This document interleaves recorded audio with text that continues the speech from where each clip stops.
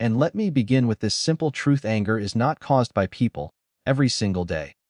Someone will speak too loudly, move too slowly, and disagree with you, disrespect you, or simply fail to meet your expectations. That will never change. What can change right now is how you respond. And because the moment you realize that your emotions are not controlled by others, you reclaim your power. And power, real power, is emotional mastery. You see, and most people don't get angry because of what happens. They get angry because of the story they tell themselves about what happens. Someone cuts you off in traffic, and your body tenses, your heart races, your mind says, "How dare they?" But pause for a moment. That meaning you gave the event was optional. You could just as easily say, "And that person might be having the worst day of their life." Same event, different meaning. Completely different emotional state. When you change the meaning, and you change your life. Here's the next level: stop expecting people to be different. Expectations are premeditated resentments. When you expect everyone to understand you and respect you or behave the way you would behave, you set yourself up for constant frustration. Instead, expect people to be human, imperfect, emotional, inconsistent. And when you accept reality as it is, not as you wish it to be, anger loses its grip on you. Now let's talk about control, and ask yourself this powerful question whenever you feel triggered. Is this worth my energy? Because every moment of anger costs you focus, peace, and momentum. And the strongest people in the world are not those who react the fastest. They are the ones who choose their response. Silence can be strength. Walking away can be wisdom. And calm is not weakness. It is dominance over yourself. Another key principle is this: never take things personally. Most people are fighting battles you know nothing about. And when someone lashes out, it is rarely about you. It is about their fear, their pain, their conditioning. When you understand this, compassion replaces anger, and compassion doesn't drain you, it frees you. So if you want to never be angry or bothered by anyone, train yourself daily. Breathe before you respond, and question the story in your head. Lower your expectations of others and raise your standards for yourself. Remember, and you don't need to attend every argument you're invited to. Your peace is more valuable than your ego. Most people believe anger is automatic and something that happens to them. They say, "You made me angry," as if their emotional state was hijacked by someone else. But the truth is far more empowering and far more uncomfortable. Anger is a choice. Not a conscious one at first, but a conditioned one. And between what happens and how you feel, there is a moment, often invisible, where meaning is assigned. That meaning, not the event itself, creates the emotion. And the instant you understand this, you move from being a victim of reactions to an architect of responses. Think about this for a moment, and two people can experience the same situation, criticism, rejection, disrespect, and walk away with completely different emotional outcomes. One feels offended, tense, and furious. The other remains calm, even curious. The difference is not personality or luck. The difference is interpretation. The mind asks, "What does this mean about me?" And if the answer is, "I am being attacked," anger follows. If the answer is, "This is just information," peace remains. The event never had power. The story did. And here's the hook most people miss: the brain is designed to protect, not to tell the truth. It reacts fast, fills in gaps, and assumes threats where there may be none. And when someone interrupts you, ignores your message, or challenges your idea, your nervous system reacts before logic ever enters the room. And that surge you feel is not proof of danger. It is proof of conditioning. And anything that is conditioned can be reprogrammed. And ask yourself this hard question the next time you feel anger rising: what else could this mean? That single question creates space. Space weakens emotional impulse, and space gives you options. Maybe the comment wasn't an insult. Maybe the delay wasn't disrespect. Maybe the tone wasn't intentional. And when you open the door to alternative meanings, anger loses its certainty, and without certainty, it cannot survive. And there is a powerful shift that happens when you stop labeling situations as personal. Personalization is the fuel of anger. When everything becomes about your worth and your ego, your identity, every interaction becomes a potential battlefield. But when you detach your self-worth from external behavior, something remarkable happens, and you become unshakable. Opinions become noise. Reactions become data. You stay centered, not because you are passive, but because you are grounded. And here's another truth that challenges most professionals and leaders: reacting emotionally feels powerful, but it is actually a loss of control, and real authority shows up as composure. When you choose your response instead of being driven by impulse, you communicate confidence without saying a word. People feel it, and environments shift. Respect follows calm, not chaos.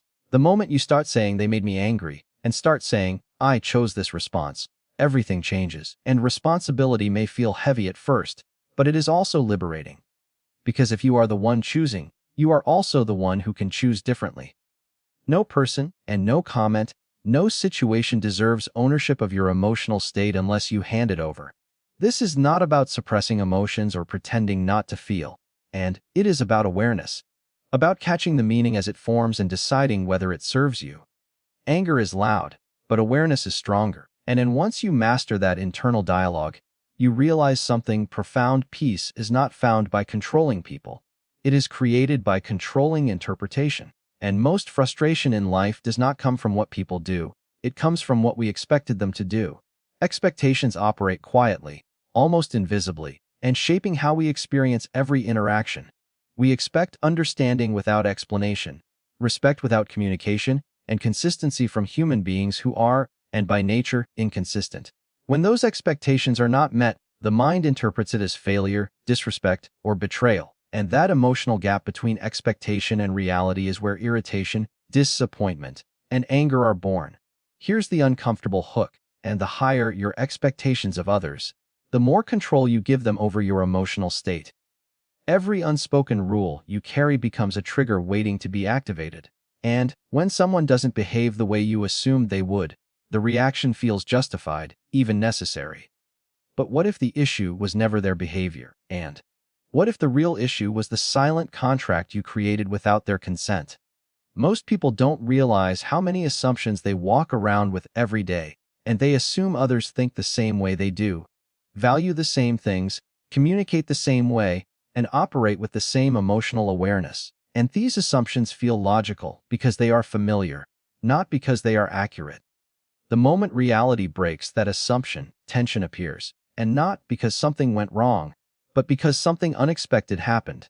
Surprise, when filtered through ego, often becomes frustration. And lowering expectations does not mean tolerating disrespect or settling for less. It means removing emotional dependency on how others should behave. And there is a difference between standards and expectations. Standards are internal, they guide your actions, values, and boundaries. Expectations are external, and they demand compliance from others. When standards are high and expectations are low, you move through life with clarity instead of constant disappointment. And here's where emotional discipline enters the picture. Emotional discipline is the ability to feel without reacting, to observe without absorbing. And it is choosing self-regulation over emotional impulse. When you stop expecting people to validate you, agree with you, or behave predictably, and you stop giving them authority over your mood, you replace reaction with choice. And choice is the foundation of emotional strength. And consider how often frustration comes from entitlement disguised as expectation. The belief that someone should know better, should act differently, or should understand without being told. That belief places responsibility for your emotional comfort in someone else's hands. And emotional discipline takes that responsibility back. It says, I will decide how I respond, and regardless of what you do. That mindset alone dissolves a significant amount of daily stress. Another powerful shift happens when you start seeing people as they are, and not as you want them to be. This isn't pessimism, it's realism. People operate from their level of awareness, experience, and emotional capacity, and expecting more than that creates unnecessary friction. When you meet people where they are, you stop fighting reality. And when you stop fighting reality, and you conserve energy for what actually matters. The hook most professionals overlook is this: lowered expectations increase influence. When you are not emotionally reactive, and people feel safer, more open, and more receptive around you, your calm becomes leadership. Your composure becomes credibility, and you are no longer negotiating from frustration but from clarity. Raising emotional discipline means training yourself to notice the moment an expectation forms, and it means catching the thought, they should, and replacing it with, this is who they are right now. That simple shift prevents escalation, and it keeps conversations productive. It preserves relationships without sacrificing self-respect, and when you stop demanding emotional returns from others and start investing in your own regulation, something profound happens. You become resilient, and disappointment loses its edge. Frustration fades faster, and instead of feeling constantly let down by people, you feel grounded within yourself, steady, prepared, and in control. Most people believe strength is proven in speed, how quickly you respond, how fast you defend yourself, and how immediately you react when something feels wrong. But that belief is exactly what keeps them emotionally trapped. The real leverage, and the kind that separates reactive individuals from composed leaders, exists in a space most people ignore: the pause. And that brief moment between stimulus and response is not empty time. It is the most powerful real estate in human behavior. Here's the hook that changes everything, and the faster you react, the less control you have. Emotional reactions feel instinctive, but they are often rehearsed patterns running on autopilot. And when someone challenges you, interrupts you, or crosses a line, the body reacts before the mind evaluates. Heart rate rises, muscles tighten, words rush forward. And in that state, you are not choosing, you are being chosen for by conditioning. The pause interrupts that process. A pause is not hesitation, it is command, and it signals to your nervous system that you are not under threat. Even a single deep breath can shift your physiology from reaction to regulation, and oxygen slows the heart rate, relaxes tension, and brings the rational brain back online. What looks like a small action on the outside is a decisive move internally, and you reclaim authority over your response before words or actions escape that you may later regret. Most emotional damage happens in seconds, not hours, and careers are derailed, relationships are fractured, and trust is broken not because of long-term patterns, but because of one unfiltered moment, and the pause acts as a safeguard. It creates distance between emotion and expression. In that distance, judgment improves, language becomes precise, and an intention replaces impulse. Another overlooked hook is this: pausing increases your presence. When you don't rush to speak, people lean in silence, and when used intentionally, carries weight. It communicates confidence and assurance without confrontation. In conversations, a pause forces clarity, and it gives you time to choose words that move the situation forward rather than escalate it. People often reveal more when you allow silence to work on your behalf, and pausing also dismantles the illusion that everything requires an immediate response. Many triggers feel urgent, but urgency is often manufactured by emotion, not necessity, and when you pause, you question that urgency. You realize that not every comment needs a rebuttal, not every provocation deserves engagement, and not every misunderstanding requires instant correction. The pause becomes a filter, separating what matters from what merely distracts. And there is also a deep psychological shift that happens when pausing becomes a habit. You begin to trust yourself, and you learn that emotions can rise without controlling your behavior. That realization alone builds confidence, and you stop fearing strong emotions because you know you are capable of containing them. This containment is not suppression, it is skillful regulation, and many people worry that pausing makes them look weak or unsure. In reality, the opposite is true. Reactivity signals insecurity. Composure signals stability, and when you pause under pressure, you demonstrate emotional maturity. You show that you are not easily manipulated by tone, timing, or tension, and that kind of steadiness commands respect in professional environments and personal relationships alike. The pause also gives you access to a critical question, and what response serves me best right now? That question cannot be answered of reaction. It requires space. And space is exactly what the pause provides. And with that clarity, you respond with intention instead of instinct, with strategy instead of emotion. Over time, pausing reshapes your identity, and you are no longer known as reactive or volatile, but as measured and reliable. Situations that once triggered immediate frustration lose their power, and you begin to operate from a place of calm authority, where responses are deliberate and aligned with your values, rather than dictated by the moment. And one of the fastest ways to lose emotional control is to take things personally. The moment you interpret someone's words, tone, or behavior as a direct statement about your worth, your nervous system goes on alert. Defensiveness rises, clarity drops, and emotion takes the driver's seat. And yet the reality most people never pause to examine is this: very little of what people say or do is actually about you. And It feels personal because the ego is wired to make it so. Here's the hook that reframes everything: when you take something personally and you are assuming responsibility for someone else's internal world. Their stress, insecurity, fear, pressure, conditioning, and unresolved experiences get projected outward, and you step in to carry the weight. That burden was never yours to begin with. Understanding this distinction is not emotional detachment, it is emotional intelligence, and people respond to life from their own filters. Their tone is shaped by their mood, their past experiences, and their current pressures, and their reactions are influenced by what they believe, what they fear, and what they lack.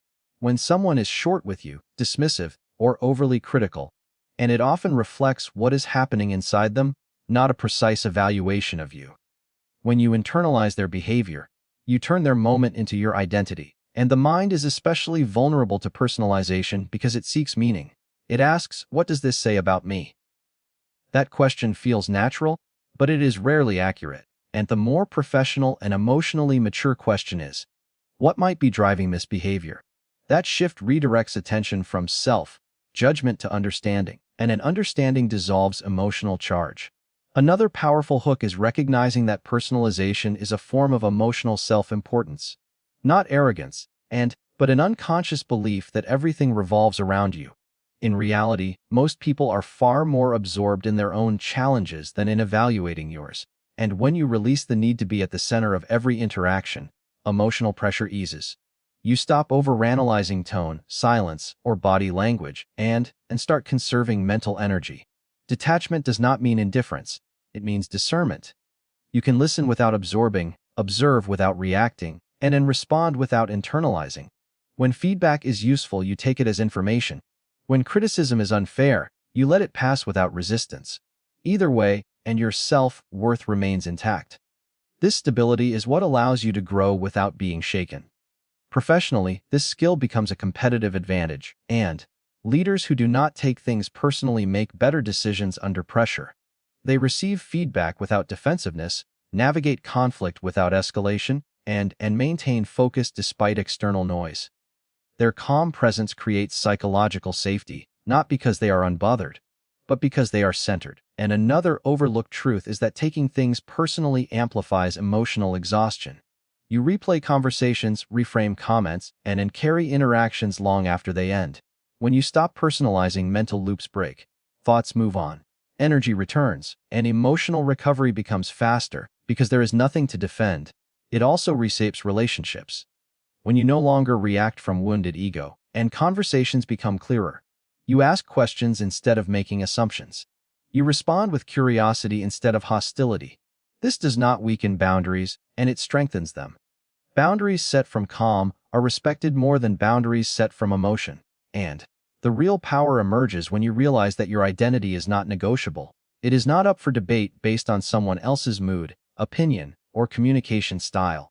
And when you anchor your sense of self internally, external behavior loses its ability to disturb your balance, and what once felt like an attack becomes either irrelevant or informative, but never defining. Most people underestimate how expensive emotional reactions truly are, and they think the cost is a few seconds of frustration or a brief spike in anger. But the real price is far higher, and every time you allow something insignificant to disturb you, it drains focus, clarity, and momentum. Energy is not unlimited, and the fastest way to waste it is by giving it to situations that do not deserve it. Protecting your energy is not selfish, it is strategic. And here's the hook that forces awareness: not everything that triggers you is important, but everything you react to trains you. Each reaction reinforces a habit, and teaching your mind what deserves attention. When you react to trivial comments, minor delays, or unnecessary conflict, you are conditioning yourself to be easily disturbed, and over time, this erodes resilience. The ability to remain composed under pressure weakens, not because you lack strength, but because your energy is constantly scattered. And the question, is this worth my energy, is deceptively simple, yet profoundly powerful. It interrupts emotional momentum and invites perspective, and many issues feel urgent in the moment but irrelevant with distance. When you pause to evaluate value, you reclaim authority over your emotional investment, and you decide where your attention goes. And attention is the currency of performance, leadership, and peace. And energy protection also requires recognizing that engagement is a choice.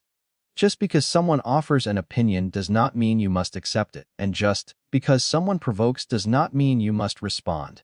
Silence, disengagement, and redirection are not avoidance, and they are intentional decisions to preserve mental resources. The most effective individuals are not those who respond to everything, but those who respond selectively. And another critical hook is understanding that conflict often masquerades as importance. Loud voices, strong opinions, and an emotional intensity can create the illusion that a situation demands response. In reality, many conflicts persist only because energy continues to feed them. And when you withdraw attention, the dynamic shifts. What seemed overwhelming loses its force. Your calm becomes a boundary that does not need explanation. And protecting energy also means recognizing emotional leakage. This happens when an interaction ends, but its emotional impact lingers. You replay words and imagine alternative responses and carry frustration into unrelated tasks. That residue is costly. It compromises performance and clarity long after the trigger has passed. And when you choose not to engage emotionally, you shorten recovery time. You return to focus faster, which compounds effectiveness throughout the day. And in professional environments, this discipline separates high performers from burned-out ones. Those who guard their energy make fewer impulsive decisions and communicate more precisely and maintain consistency under stress. They understand that attention is finite and choose to invest it where it creates results and not where it satisfies ego. Another overlooked aspect of energy protection is emotional boundaries. Boundaries are not walls, they are filters, and they determine what influences you and what does not. When boundaries are weak, every comment penetrates. When boundaries are clear, and feedback is evaluated rather than absorbed, you remain open without being vulnerable to unnecessary disturbance. As you become more selective, something unexpected happens, and your presence strengthens. People sense that you are not easily pulled into chaos. Conversations become more intentional, and your responses carry weight because they are not automatic. This selectivity builds respect, not distance. Energy protection is ultimately about alignment, and when your emotional investment matches your values and goals, life feels lighter. And you stop fighting unnecessary battles and start conserving strength for what truly matters. What once drained you becomes background noise, and your focus shifts naturally toward progress rather than reaction. In a world that glorifies loud reactions, quick tempers, and emotional displays, and calm is often misunderstood. It is mistaken for passivity, softness, or lack of passion. But this is the hook: most people miss. Calm is not the absence of strength, and it is the highest expression of it. Anyone can react, anyone can raise their voice, show frustration, or lose control under pressure, and very few can remain composed when provoked, centered when challenged, and steady when emotions are pulling in every direction. And true strength is revealed when you are tested. When circumstances are easy, calm is effortless. When tension rises, stakes increase, and egos collide, calm becomes a skill, and it requires awareness, discipline, and confidence in oneself. The ability to stay grounded in those moments signals something powerful, and you are not ruled by external forces. You are operating from internal authority. Here is the shift that changes how calm is perceived, and emotional volatility is not intensity, it is instability. Reactivity often looks bold, but it exposes vulnerability. When someone loses composure, and they reveal exactly where they can be influenced. Calm, on the other hand, reveals nothing. It creates uncertainty for others while preserving clarity for you, and that asymmetry is strength. Calmness allows you to think clearly when others cannot, while emotions narrow perception and push people into extremes, and calm expands perspective. You see options others miss. You hear what is being said beneath the words. You recognize patterns instead of getting trapped in moments, and this clarity is not accidental, it is the direct result of emotional regulation. Another powerful hook is this: calm is contagious. In tense environments, and one regulated person can shift the entire dynamic. When you speak slowly, listen fully, and respond deliberately, you lower the emotional temperature of the room, and people unconsciously adjust to your pace. This is leadership without force, influence without dominance. Professionally, calm becomes an edge. Under pressure, and decisions matter more than opinions. Those who remain composed are trusted with responsibility, and because predictability and stability are invaluable in high-stakes situations. When others panic, you become the reference point. When emotions escalate, and your restraint stands out. Calm communicates competence more effectively than any declaration of confidence. There is also a personal freedom that comes with calm strength, and, when you are not constantly reacting, you conserve energy. You stop carrying emotional residue from one interaction into the next. Your mind becomes quieter, and your focus sharper. Life feels less chaotic, not because problems disappear, but because they no longer dominate your internal state, and many people fear calm because they associate it with suppression. But calm is not about denying emotion. It is about processing it without surrendering control, and you can feel deeply without acting impulsively. You can acknowledge frustration without letting it dictate behavior. That balance is emotional maturity, and calm strength also reshapes how you see conflict. Instead of viewing disagreement as a threat, you see it as information. Instead of feeling attacked, you become curious, and this shift disarms tension. It allows dialogue instead of defense, resolution instead of escalation. The most overlooked aspect of calm is that it is intentional, and it is built through repeated choices: to pause, to breathe, to observe, to respond thoughtfully. Over time, these choices become identity, and you are no longer someone who tries to stay calm, you are someone who is calm. That identity becomes self-reinforcing. When calm becomes your default, and provocation loses its power, chaos no longer pulls you off center. You move through challenges with steadiness, not because you are unaffected, but because you are grounded. And in a world driven by reaction, that grounded presence is rare, commanding, and unmistakably strong. Let me close with this, and the ultimate freedom in life is emotional freedom. When no one can pull you into anger without your permission, you become unstoppable. Calm becomes your superpower, and clarity becomes your edge, and peace becomes your default state. Master your emotions, and you will master your life.